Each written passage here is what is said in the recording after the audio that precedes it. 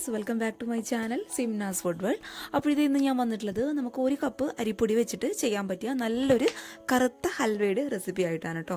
അപ്പോൾ സാധാരണ ഈ ഒരു ഹൽവ ബേക്കറികളിലൊക്കെയാണ് നമ്മൾ വാങ്ങിക്കാറ്. എന്നാൽ ഇത് നമുക്ക് അരിപ്പൊടി വെച്ചിട്ട് വളരെ സിമ്പിളായിട്ട് വീട്ടിൽ നിന്ന് ചെയ്തെടുക്കാവുന്നതേ ഉള്ളൂ കേട്ടോ. അപ്പോൾ എല്ലാവരും ഒന്ന് കണ്ടു നോക്കിയിട്ട് തീർച്ചയായിട്ടും ട്രൈ ചെയ്ത് നോക്കുക. അതേപോലെ ചാനലിൻ്റെ വീഡിയോസൊക്കെ ആദ്യമായിട്ട് ആരെങ്കിലും കാണുകയാണെന്നുണ്ടെങ്കിൽ ഇതുവരെ സബ്സ്ക്രൈബ് ചെയ്യാത്തവർ ഒന്ന് പെട്ടെന്ന് സബ്സ്ക്രൈബ് ചെയ്യുക കേട്ടോ. അപ്പോൾ നമുക്ക് പെട്ടെന്ന് തന്നെ ഈ ഒരു അരിപ്പൊടി വെച്ചിട്ടുള്ള ഹൽവ എങ്ങനെ തയ്യാറാക്കും നോക്കാം. അപ്പോൾ ഈ ഒരു ഹൽവ റെഡിയാക്കാൻ വേണ്ടിയിട്ട് നമുക്ക് ആദ്യം ഈ ഒരു ഹൽവയ്ക്ക് ആവശ്യമായിട്ടുള്ള ശർക്കര ഒന്ന് ഉരുക്കിയെടുക്കണം. അതിന് വേണ്ടിയിട്ട് ഇതേ ഇങ്ങനെയുള്ള ഒരു പാത്രത്തിൽ 1/2 കിലോളം, അതായത് 500 ഗ്രാമോളം ശർക്കര ഞാൻ എടുത്തിട്ടുണ്ട്. അപ്പോൾ കറക്റ്റ് പറയുകയാണെന്നുണ്ടെങ്കിൽ 7 ക്യൂബോളം ശർക്കര വരും കേട്ടോ. അപ്പോൾ ഇതിപ്പോൾ ഈ ഒരു ബ്രൗൺ കളറിലെ ശർക്കരയാണ് എനിക്ക് കിട്ടിയിട്ടുള്ളത്. അപ്പോൾ ഏറ്റവും ബെസ്റ്റ് എന്ന് പറയുന്നത് നമ്മുടെ കറുത്ത ശർക്കരയുണ്ടല്ലോ, അതാണ് നമ്മുടെ ഈ ഒരു ഹൽവയ്ക്ക് നല്ലൊരു കളർ കൊടുക്കുക. അപ്പോൾ അത് ഉണ്ടെന്നുണ്ടെങ്കിൽ അത് തന്നെ എടുക്കാനായിട്ട് ശ്രമിക്കുക. ഇനി അതില്ലാത്തവർ ഇതുപോലുള്ള ശർക്കര എടുത്താലും മതിയാവും. ഇനി നമുക്ക് ഈ ഒരു ശർക്കര ആദ്യം ഒരു പാനിൽ ഇട്ട് കൊടുത്തിട്ട് നന്നായിട്ടൊന്ന് ഉരുക്കിയെടുക്കണം. അപ്പോൾ ഇതുപോലുള്ള ഒരു ഗ്ലാസ്സിൽ ഒരു 1/2 ഗ്ലാസോളം സാധാരണ വെള്ളവും കൂടി നമുക്ക് ഈ ഒരു ശർക്കരയിലോട്ട് അങ്ങോട്ട് ഒഴിച്ചു കൊടുക്കാം. എന്നിട്ട് ഇതാദ്യം നമുക്ക് നന്നായിട്ടൊന്ന് ഉരുക്കിയെടുക്കാം.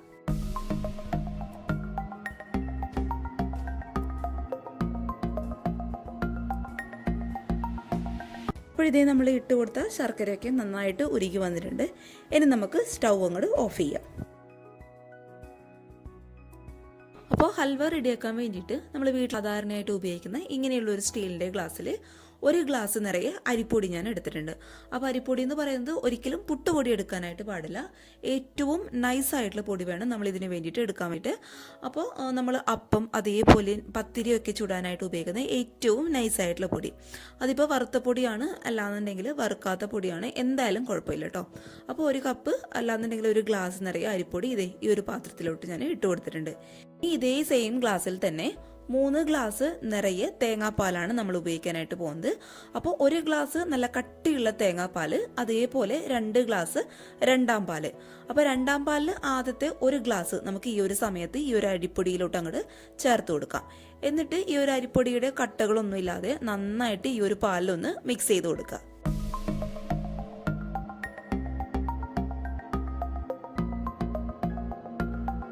ഇനി ഇത് നന്നായി മിക്സായി എന്ന് തോന്നിക്കഴിഞ്ഞാൽ അടുത്ത 1 ഗ്ലാസ് രണ്ടാം പാലും കൂടി നമുക്കിതിലോട്ട് അങ്ങോട്ട് ചേർത്ത് കൊടുക്കാം. എന്നിട്ട് ഇത് വീണ്ടും നന്നായിട്ടൊന്ന് മിക്സ് ചെയ്ത് കൊടുക്കുക കേട്ടോ. ആ ഒരു അരിപ്പൊടി നന്നായിട്ട് ഈ ഒരു പാലിൽ മിക്സ് ആകുന്നത് വരെ ഇങ്ങനെയുള്ള ഒരു വിസ്കോ ഫോർക്കോ അല്ലാന്നുണ്ടെങ്കിൽ സ്പൂണോ വെച്ചിട്ട് നന്നായിട്ടൊന്ന് മിക്സ് ചെയ്ത് കൊടുക്കുക. ഇനി ഇതിലോട്ട് നമ്മൾ നേരത്തെ ഉരുക്കി മാറ്റിവെച്ച ശർക്കര കംപ്ലീറ്റ് ആയിട്ട് ഇതിലോട്ട് ഒഴിച്ചു കൊടുക്കുകയാണ്. അപ്പോൾ ഒഴിച്ചു കൊടുക്കുമ്പോൾ ശ്രദ്ധിക്കുക, നമ്മുടെ ശർക്കര പാനിക്ക് അത്യാവശ്യം നല്ല ചൂടുണ്ടാവണം.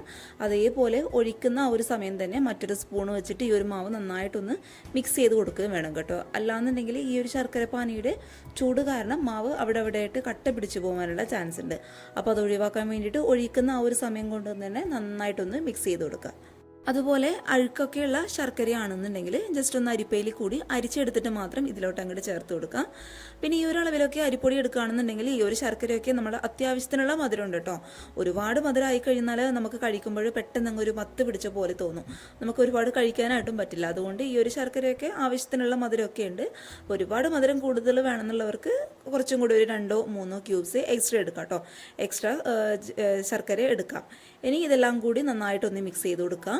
നമ്മൾ ഇതിലോട്ട് ഒഴിച്ചു കൊടുത്തതിന് ശേഷം വീണ്ടും നന്നായിട്ടൊന്ന് മിക്സ് ചെയ്ത് കൊടുക്കട്ടോ. കാരണം ശർക്കര പാനിക്ക് നല്ല ചൂടുള്ള കാരണം ഞാൻ നേരത്തെ പറഞ്ഞ പോലെ കട്ട പിടിച്ച് പോകാനുള്ള ചാൻസ് ഉണ്ട്.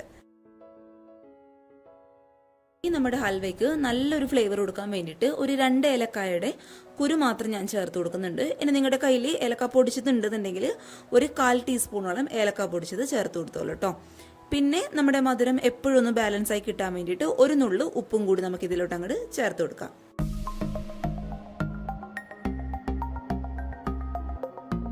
അപ്പോൾ ഇതുപോലുള്ള ഒരു പാത്രത്തിലാണ് നമ്മൾ ഹൽവ റെഡിയാക്കി എടുക്കാൻ വേണ്ടിയിട്ട് പോകുന്നത്. അപ്പോൾ പാത്രത്തിൻ്റെ അടിഭാഗത്തായിട്ട് ഞാൻ കുറച്ച് നെയ്യ്, 1 ടീസ്പൂണോളം നെയ്യ് ഒഴിച്ചു കൊടുത്തിട്ടുണ്ട്. ഇനി നമ്മൾ റെഡിയാക്കി വെച്ചിട്ടുള്ള ഈ ഒരു ഹൽവയുടെ മാവ് കംപ്ലീറ്റ് ആയിട്ട് നമുക്ക് ഈ ഒരു പാത്രത്തിലോട്ട് അങ്ങോട്ട് ഒഴിച്ചു കൊടുക്കാം.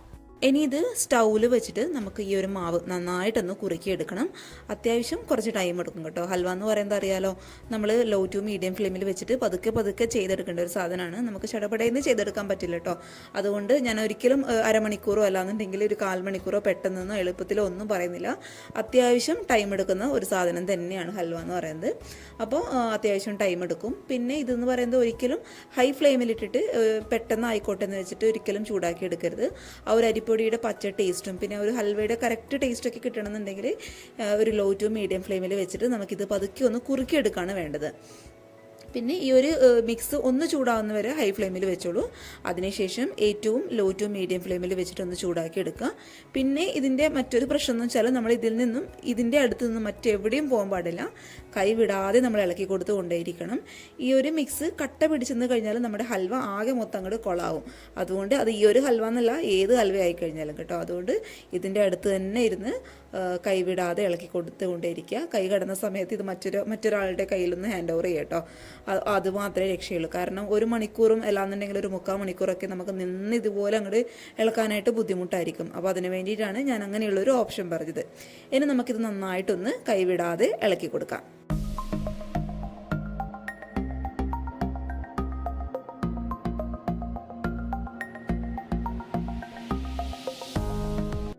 അപ്പോഴിത് ഈ ഒരു മിക്സ് ഒന്ന് കുറുകി ഇതിൽ നിന്ന് ചെറിയ ചെറിയ കുമിളുകളൊക്കെ വരാനായിട്ട് തുടങ്ങും. ചെറുതായിട്ട് ഈ ഒരു മാവ് ഒന്ന് പൊട്ടാനായിട്ട് തുടങ്ങും കേട്ടോ. ചെറുതായിട്ട് മുകളിലോട്ടൊന്ന് കുമിളുകളായിട്ട് വരാനായിട്ട് തുടങ്ങും. ഇനി ആ ഒരു സമയത്ത് ഇതിലോട്ട് 2 ടീസ്പൂണോളം നെയ്യ് ഞാൻ ഒഴിച്ചു കൊടുക്കുന്നുണ്ട്. എന്നിട്ടിത് വീണ്ടും പഴയതുപോലെ തന്നെ നന്നായിട്ടൊന്ന് മിക്സ് ചെയ്ത് കൊടുക്കുക.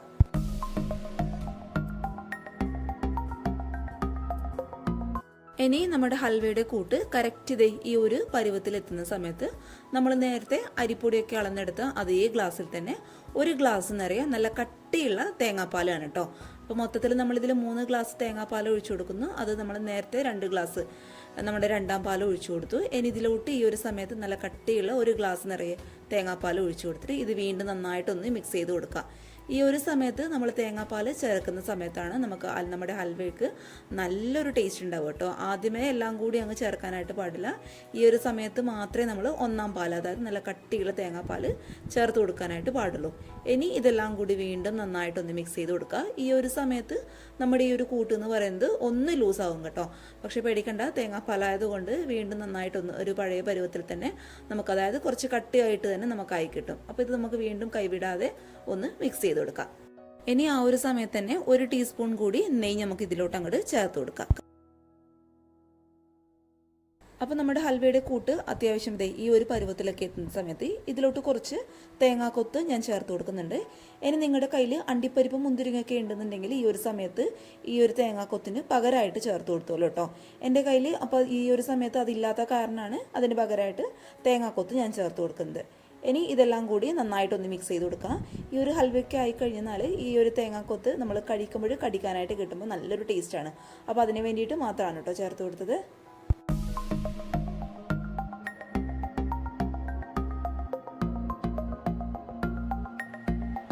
അപ്പോഴിതേ നമ്മുടെ ഹൽവയുടെ ഫൈനൽ സ്റ്റേജ് ഏകദേശം ആയിട്ടുണ്ട്. നമ്മൾ ഒഴിച്ചു കൊടുത്ത നെയ്യൊക്കെ നന്നായിട്ട് ഇതിൽ നിന്ന് അങ്ങോട്ട് പുറത്തോട്ട് വരും. നമ്മൾ ഒഴിച്ചു കൊടുക്കുമ്പോഴും എല്ലാം കൂടി ഇതിൽ മിക്സ് ആയിട്ടാണ് ഉണ്ടാവുക. എന്നാൽ നമ്മുടെ ഹൽവയുടെ ഈ ഒരു മാവ് കറക്റ്റായിട്ട് ഈ ഒരു പരുവം ആയി കഴിഞ്ഞാൽ നമ്മൾ ഒഴിച്ചു കൊടുത്ത എണ്ണയൊക്കെ ഇതുപോലെ അങ്ങോട്ട് സെപ്പറേറ്റ് ആയിട്ട് കിടക്കും കേട്ടോ. അതാണ് ഹൽവയുടെ മാവ് ആയെന്നുള്ളതിൻ്റെ കറക്റ്റ് പരുവം എന്ന് പറയുന്നത്. അപ്പോൾ ഇതിലേകദേശം ഞാൻ എല്ലാം കൂടി ഒരു 1/2 കപ്പോളം നെയ്യ് ഒഴിച്ചു കൊടുത്തിട്ടുണ്ടാവും. അത്യാവശ്യം നെയ്യ് വേണം കേട്ടോ, എങ്കിലും നമ്മുടെ ഹൽവയ്ക്ക് നല്ലൊരു ടേസ്റ്റ് കൊടുക്കും.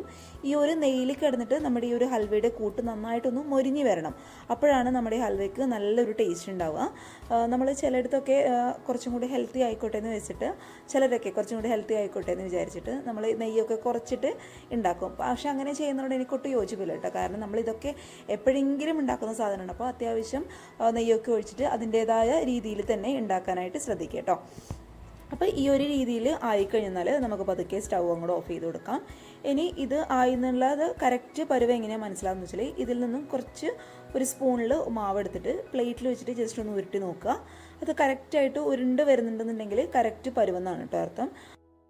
ഇനി ഇതുപോലുള്ള ഒരു പാത്രത്തിലാണ് നമ്മൾ ഹൽവ സെറ്റ് ചെയ്തെടുക്കാൻ വേണ്ടിയിട്ട് പോകുന്നത്. അപ്പോൾ അതിന് മുന്നായിട്ട് നമ്മൾ ഇതിലോട്ട് കുറച്ചൊരു ടീസ്പൂണോളം നെയ്യൊന്ന് ഒഴിച്ചു കൊടുക്കുക. ഹൽവ സെറ്റായി കഴിഞ്ഞാൽ പെട്ടെന്ന് അങ്ങോട്ട് വിട്ട് കിട്ടാൻ വേണ്ടിയിട്ടാണ്.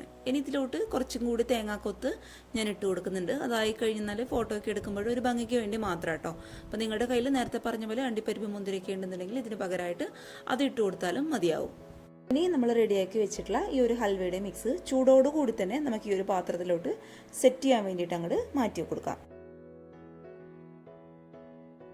ഇനി ഇതുപോലുള്ള ഒരു സ്പൂണിൻ്റെ ബാക്ക് സൈഡിൽ വെളിച്ചെണ്ണ ഒന്ന് തടവി കൊടുത്തതിന് ശേഷം ഇതുപോലെ ജസ്റ്റ് ഒന്ന് പ്രസ് ചെയ്ത് ആ ഒരു കറക്റ്റ് പരുവത്തിൽ ആക്കിയെടുക്കാനായിട്ട് ശ്രദ്ധിക്കുക കേട്ടോ. എന്നിട്ടിത് ചുരുങ്ങിയത് ഒരു മണിക്കൂറെങ്കിലും റെസ്റ്റ് ചെയ്യാനായിട്ട് നമുക്ക് അങ്ങോട്ട് മാറ്റി വയ്ക്കാം. അപ്പോഴേക്കും നമ്മുടെ ഹൽവ നന്നായിട്ടൊന്ന് സെറ്റായിട്ട് കിട്ടും. അപ്പോൾ ഇതേ നമ്മുടെ ഹൽവയൊക്കെ കറക്റ്റ് സമയം കൊണ്ട് നന്നായിട്ട് സെറ്റായിട്ട് വന്നിട്ടുണ്ട്. ഇനി ഇത് നമുക്ക് പതുക്കെ മറ്റൊരു പ്ലേറ്റിലോട്ട് അങ്ങോട്ട് മാറ്റി കൊടുക്കാം.